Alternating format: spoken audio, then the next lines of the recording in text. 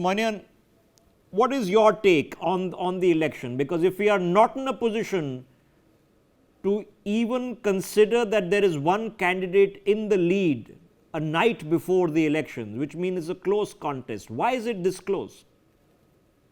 Well, first I'd like to say namaste and Bharat Mata Ki Jai to all my friends in India, which I consider a second home, having attended high school in India in the 1970s when my late father, Senator Patrick Moynihan, served as U.S. ambassador to India.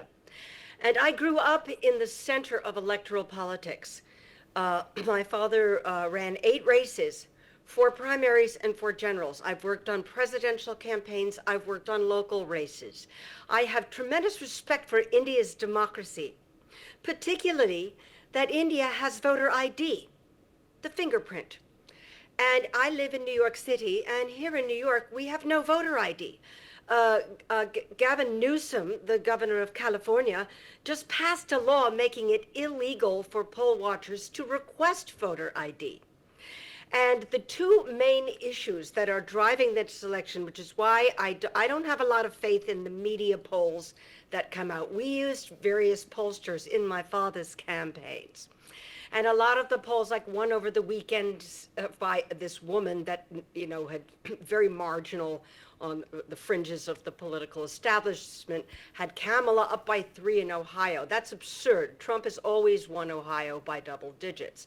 And she's been thoroughly discredited this morning.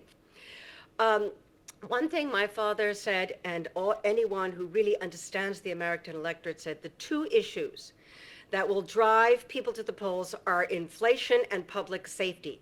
Well, Kamala Harris and Joe Biden have presided over the most extreme inflation in American history and the worst crime surge for 2 reasons. One, they're soft on crime policies. It's called judicial reform. What it just means is you don't prosecute crime.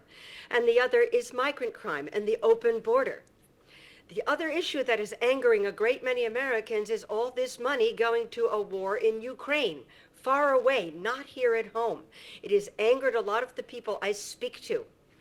And we don't have a fair and honest media in America. I want to say it's an honor for me to participate in this discussion on NewsX.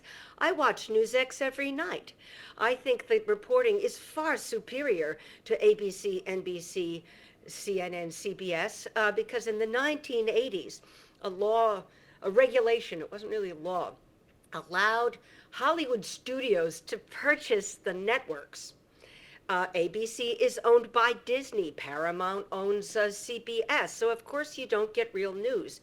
And the coverage of Kamala Harris on legacy media is 89% positive, and the coverage for Donald Trump is 79% negative. For more such videos, subscribe to the NewsX YouTube channel, hit the bell icon.